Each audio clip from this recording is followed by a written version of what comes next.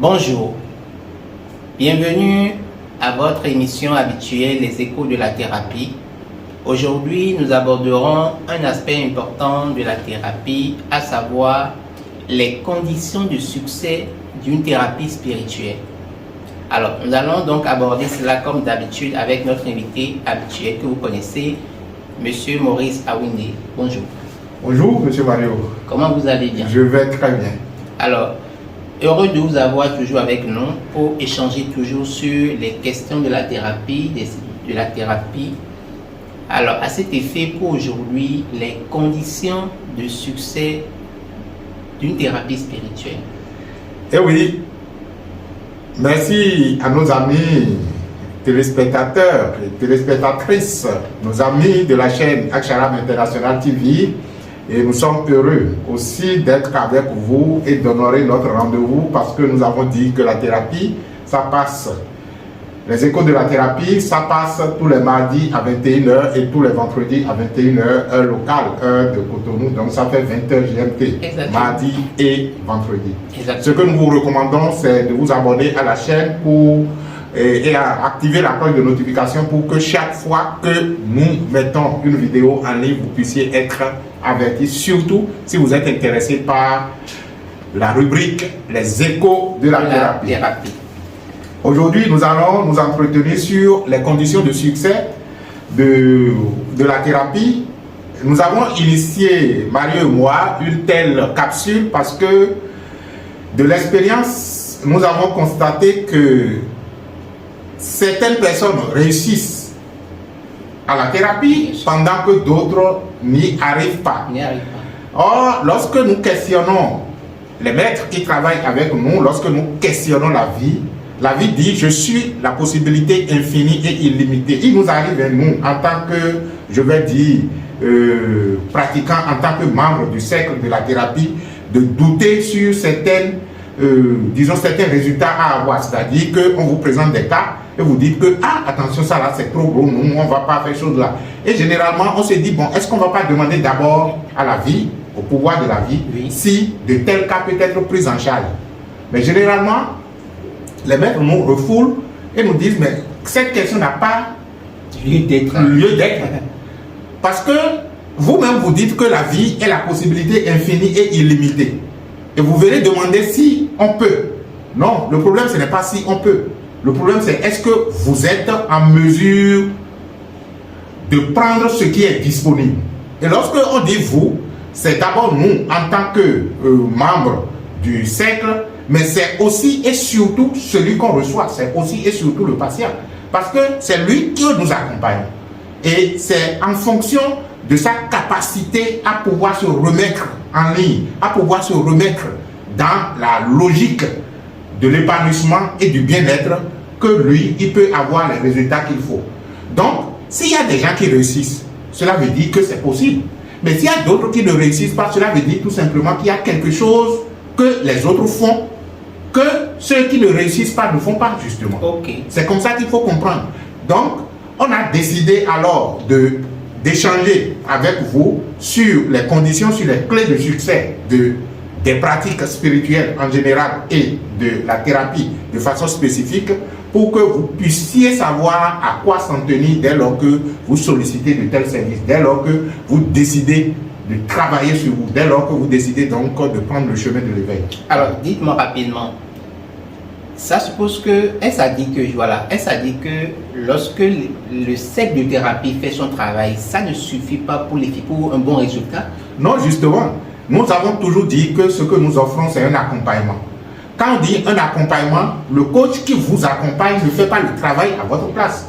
Lorsque vous allez dans une salle de gym, et que vous voulez faire de la muscu, vous voulez avoir de la des muscles, mais ce n'est pas le coach qui va se mettre à faire les exercices à votre place. Le coach vous prodigue, vous donne des conseils, il vous met en pratique et vous pratiquez. Et c'est à la suite des pratiques que vous avez le résultat. C'est la même chose. C'est fini déjà l'idée où je vais voir un bokono qui va faire quelque chose pour moi et ma vie va changer, ou bien je vois un prêtre ou un pasteur qui va prier pour moi et ma vie va changer. Ça, c'est des siècles passés. Au 21e siècle, vous allez constater que ça ne marche plus. Le prêtre, le pasteur ou le charlatan peut faire du travail et vous amener à un niveau de vibration donné pour, disons, un changement temporaire. Mais si vous-même, vous ne vous prenez pas en charge, si vous-même, vous ne travaillez pas sur vous-même, vous risquez de tomber encore dans les mêmes bêtises.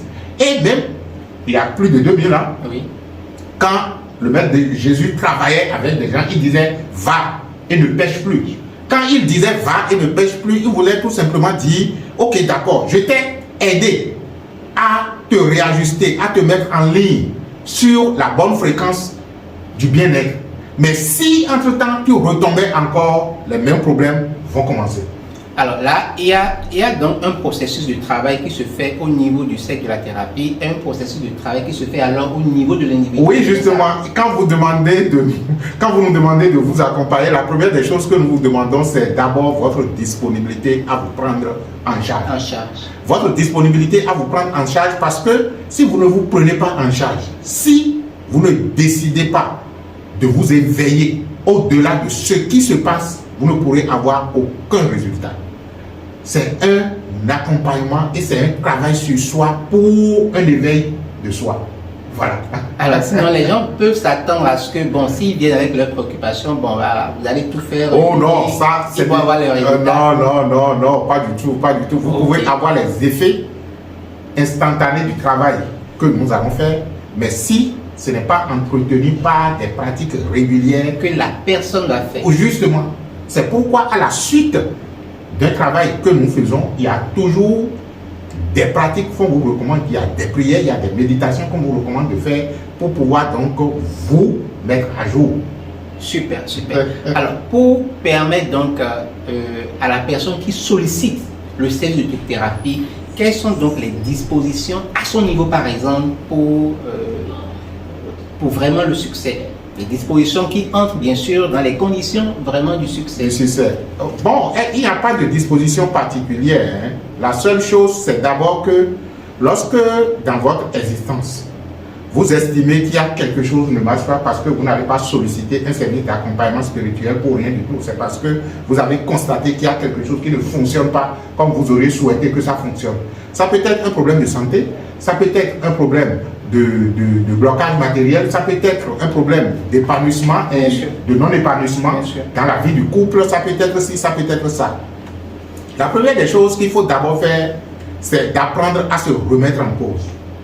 Se remettre en cause parce que, en fait, si je dois vous dire vrai, les êtres humains souffrent, non pas de ce qu'ils connaissent, non, je voudrais dire, je me reprends, Oui.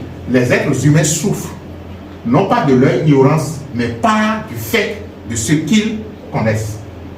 Je reprends. Oui. Les êtres humains souffrent, non pas de leur ignorance, mais du fait de ce qu'ils connaissent. Je voudrais dire de ce qu'ils pensent connaître.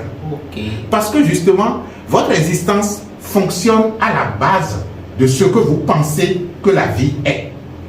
Donc, lorsque pour vous, vous définissez l'existence, votre façon de vivre d'une certaine façon par rapport à vos prérequis, par rapport à vos connaissances, vous avez déjà défini l'expérience que vous allez faire dans la vie.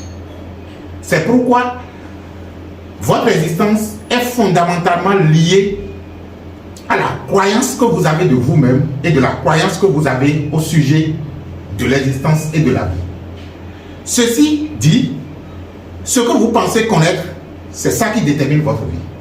Donc, si j'arrive à ce que par expérience, je constate que je ne suis pas épanoui dans un aspect de l'existence, cela veut dire que ce qui est à remettre en cause, c'est justement ma croyance, c'est ma connaissance au sujet de.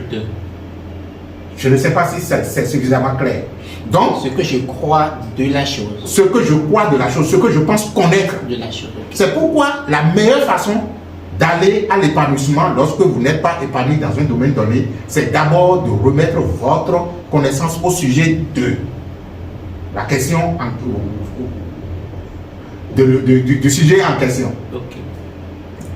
À partir du moment où vous remettez en cause votre croyance, vous tombez dans une certaine forme de ignorance au sujet de. C'est comme si vous dites ce que je pensais connaître de cela, Je prends par exemple le domaine de la vie de couple, Oui. où vous constatez que vous n'êtes pas suffisamment épanoui comme vous auriez souhaité. Alors, vous allez commencer par remettre en cause votre conception au sujet de la vie de De couple. la vie de couple. Parce que c'est justement de cette conception qu'est née l'expérience que vous êtes en train de faire. Et si, entre-temps, vous devez aller plus loin, vous devez remettre en cause cela. C'est-à-dire que vous devez accepter que vous ne connaissez pas. Et maintenant, cherchez à connaître en sachant que vous avez justement, en tant qu'être uni à la vie, le droit à la connaissance et à l'épanouissement. Donc, la première condition, c'est d'abord la remise en cause. Vos affaires ne marchent pas. Ok, d'accord. Mais quelle est la façon dont vous faites les affaires? Quelle est la façon dont vous interagissez avec le monde des affaires? Quelle est la façon dont vous interagissez avec vos relations interpersonnelles pour que vous en soyez ainsi? Comment vous gérez vos personnels? Comment vous gérez vos finances? Comment vous gérez vos partenariats? Comment tout ce qui a rapport à ça, vous devez remettre en cause. Et quand vous remettez ça en cause, vous commencez maintenant par demander de l'inspiration à la vie à travers les pratiques justement à avoir la bonne façon. Mais le problème des êtres humains, c'est que justement, ils veulent avoir un autre résultat, Oui. mais ne veulent pas se remettre en cause par rapport à leur comportement et attitude au sujet de. Là, en prêtant justement l'expression de Einstein, je dirais tout simplement qu'ils sont fous. Ok. Ils sont fous parce que justement pour Einstein, il disait la folie, c'est de continuer à faire les mêmes choses et de s'attendre à un résultat différent. Vous ne pouvez pas développer les mêmes attitudes, les mêmes comportements, les mêmes pensées, les mêmes émotions, la même façon de faire et estimer avoir un autre résultat. Notre expérience de la chose. De la chose. C'est impossible. C'est pourquoi la première condition, c'est d'abord la remise en cause de votre connaissance au sujet de l'aspect de votre vie qui ne va pas. Et lorsque vous franchissez cette, Bien sûr. disons, ce cap, le reste, ce sera le travail à faire. Travail à faire. Le travail à faire qui commence d'abord par la discipline et la rigueur. Parce que, du point de vue spirituel, ce que vous ne savez généralement pas, c'est que nous sommes toujours en train de fabriquer des entités, en fait, qui coopèrent avec nous, qui vivent avec nous dans telle ou telle expérience.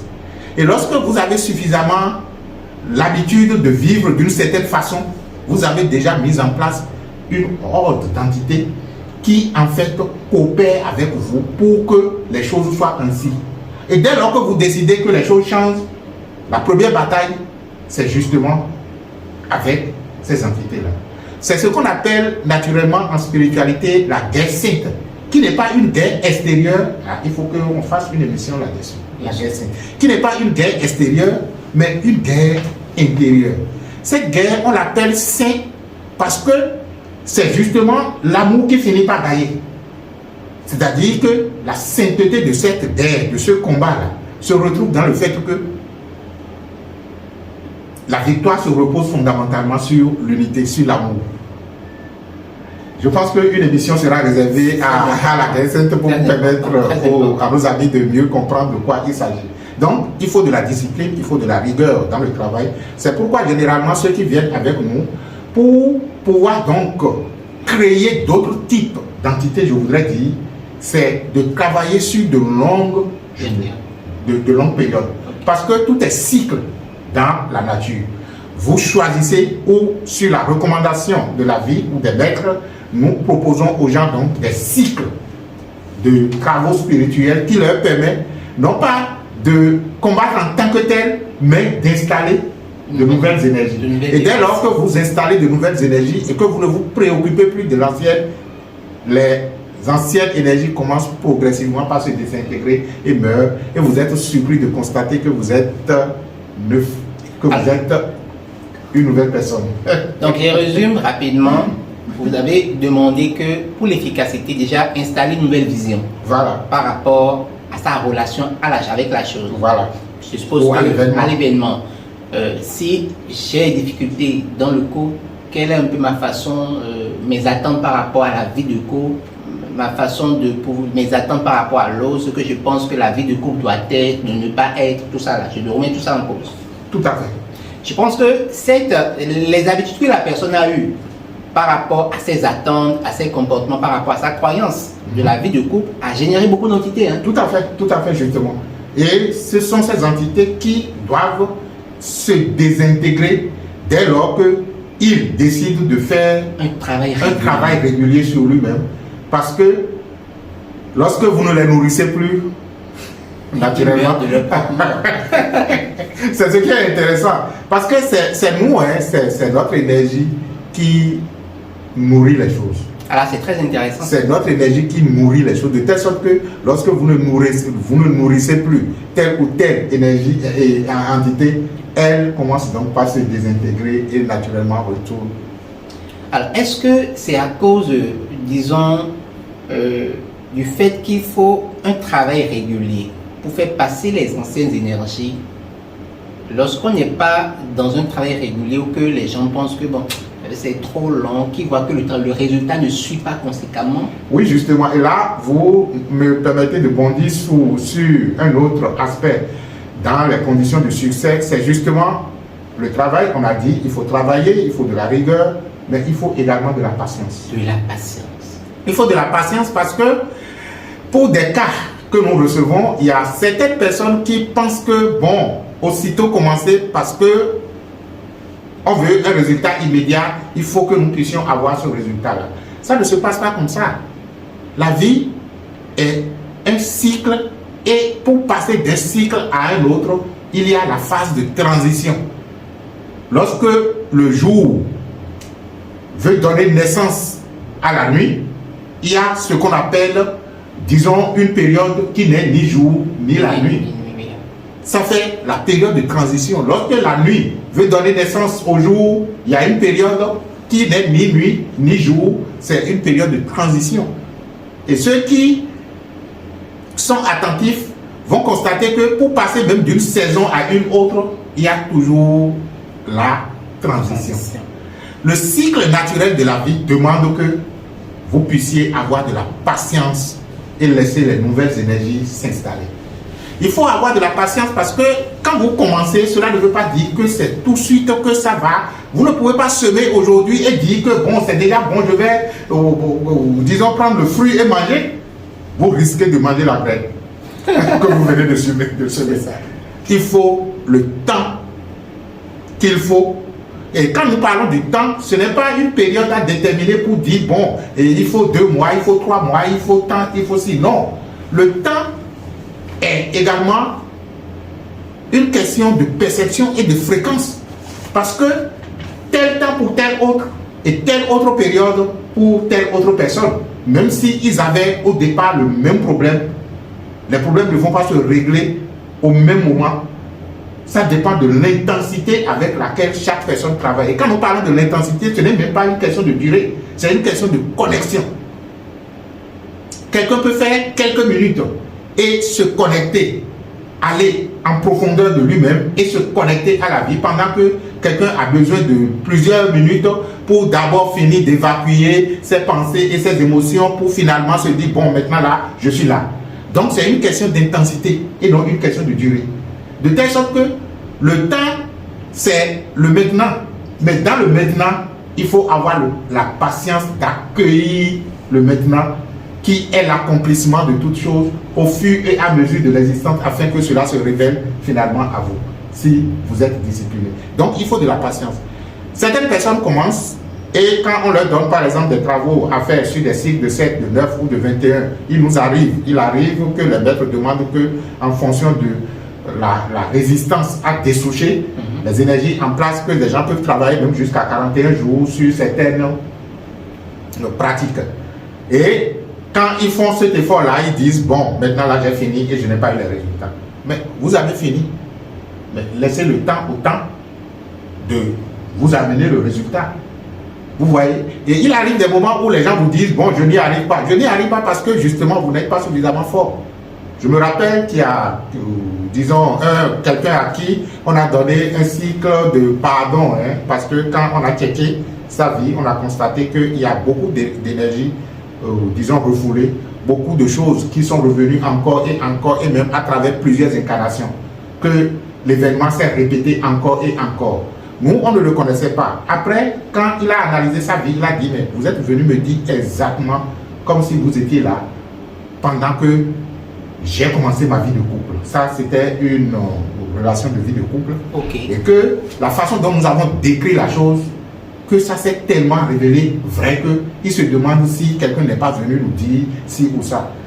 Parce que ce qui est chose là, c'est que les maîtres nous ont révélé qu'en fait que sa première soi-disant femme qu'il a dans cette incarnation, et c'est par là que les problèmes ont commencé, a été justement l'une de ces femmes dans une incarnation très lointaine où elle, où il, je voudrais dire, a abusé de la femme, c'est-à-dire que la femme a des attentes envers lui et il n'a pas honoré les attentes, encore qu'il a foutu bon dehors avec enfant et tout le reste, et très mécontente, la femme l'a maudit.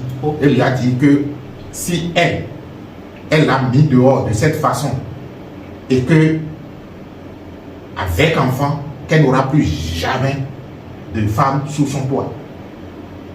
Alors là, ça devient intéressant. C'est là chose que des petites situations comme ça peuvent nous accompagner d'incarnation.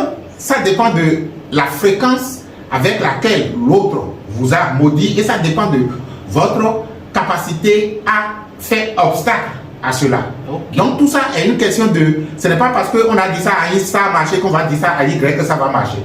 La femme avait de l'ascendance spirituelle sur le monsieur. Okay. Donc quand elle a prononcé la parole avec toute sa charge émotionnelle, ça l'a suivi. Et ce qui s'est passé bizarrement, c'est que quand on a fait les travaux, il s'est révélé que, en fait, la femme qui a dit ça là, à la dite incarnation passée, oui, c'est justement sur elle que le monsieur est encore tombé à la présente incarnation en première position. Avec l'opportunité de corriger encore les choses. Mais comme cela s'est fait à défaut et dans l'inconscience, la même scène s'est produite et la femme a répété encore la malédiction. Toujours le cycle. Et ça a commencé. Et il dit, depuis, je n'en ai plus parce que quand ça vient, ça part, ça vient, ça part. Il a dit oui, il faut régler. Mais imaginez-vous que vous avez besoin de travailler pour dessoucher de telles énergies qui datent des incarnations. Il faut suffisamment se donner de la rigueur et de la discipline et dire, ok, ça vient de moi. La difficulté des êtres humains, c'est que ils ne sont pas suffisamment responsables pour comprendre que, quelle que soit la situation qui se passe dans leur existence, c'est eux-mêmes qui l'ont créée. Donc, l'une des conditions, c'est d'être suffisamment responsable pour comprendre que, en fait, vous êtes le seul et unique individu. Vous êtes la seule et unique personne responsable de votre vie, de telle sorte que vous avez créé toutes les situations existentielles que vous vivez.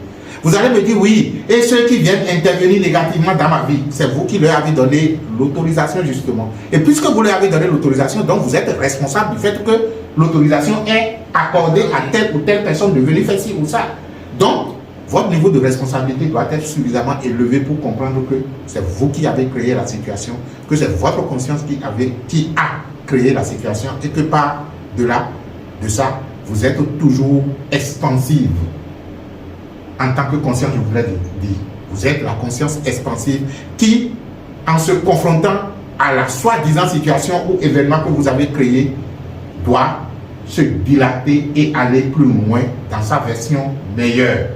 Et avoir alors la patience. Donc, on disait, il faut avoir la patience de laisser le travail que vous avez fait s'accomplir et se manifester. Alors, avant d'aller sur un autre aspect des conditions de réussite, il arrive que certaines personnes dans leur pratique, dès qu'ils évoluent dans les pratiques, ressentent que les événements s'accentuent. Oui.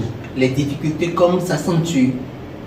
Comment ça se passe? Oui, c'est tout à fait normal.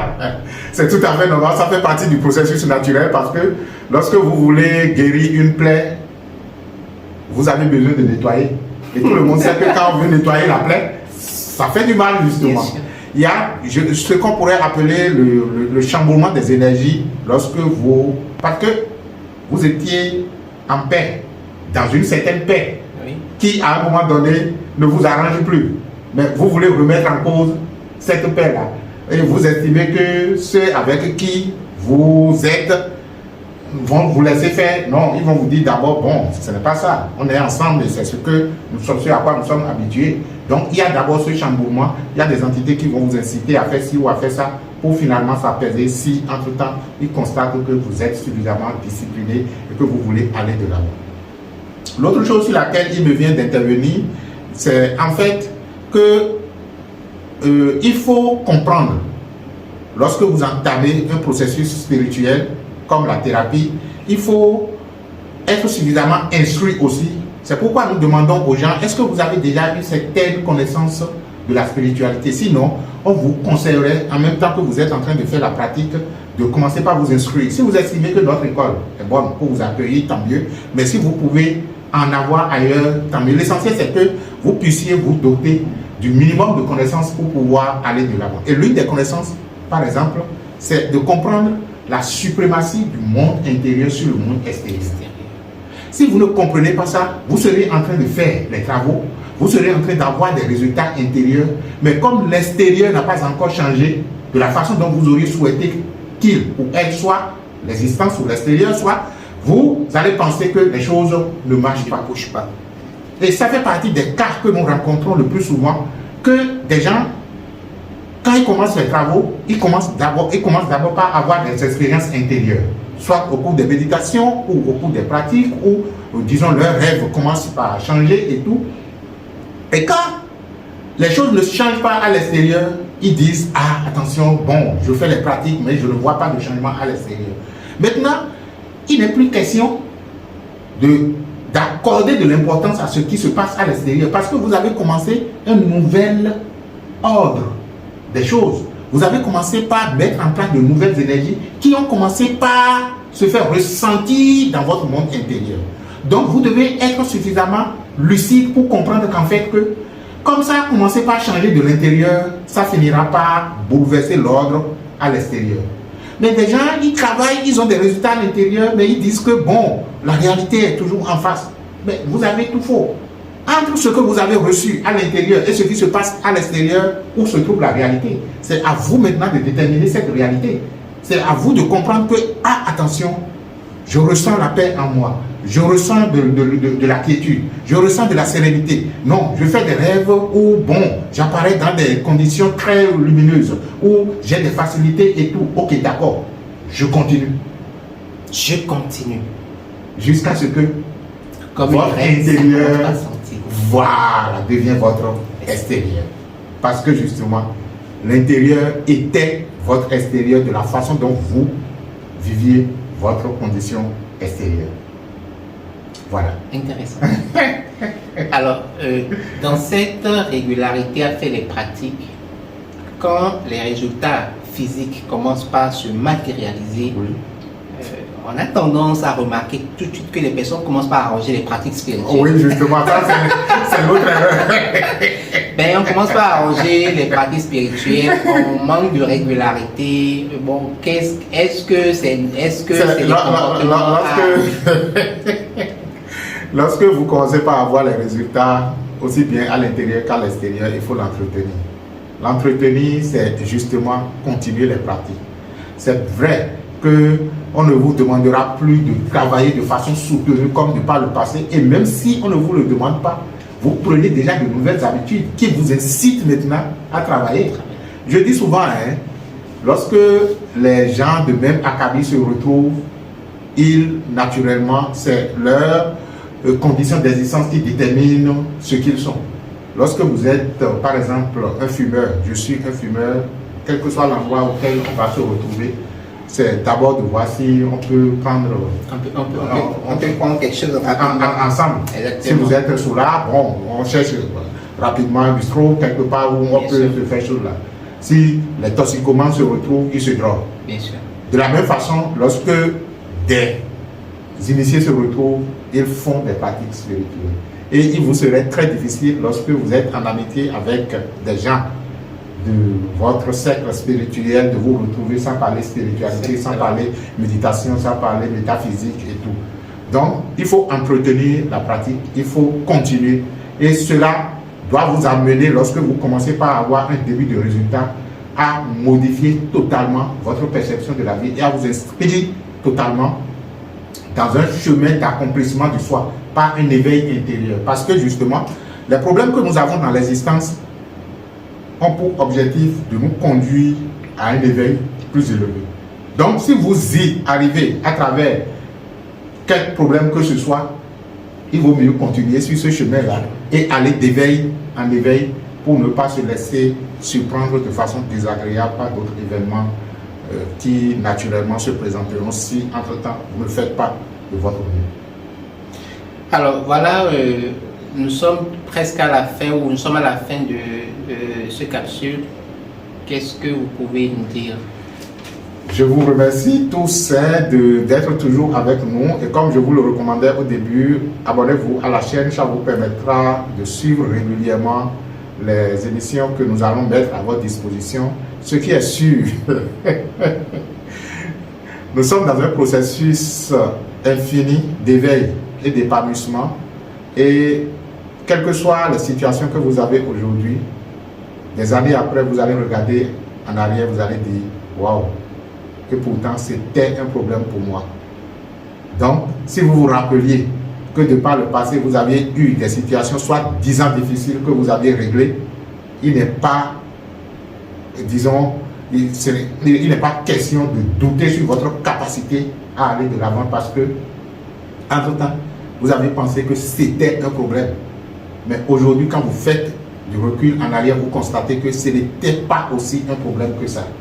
Mais aujourd'hui, vous êtes en face d'autres obstacles. Cela veut dire que des années après, cet obstacle d'aujourd'hui sera bon.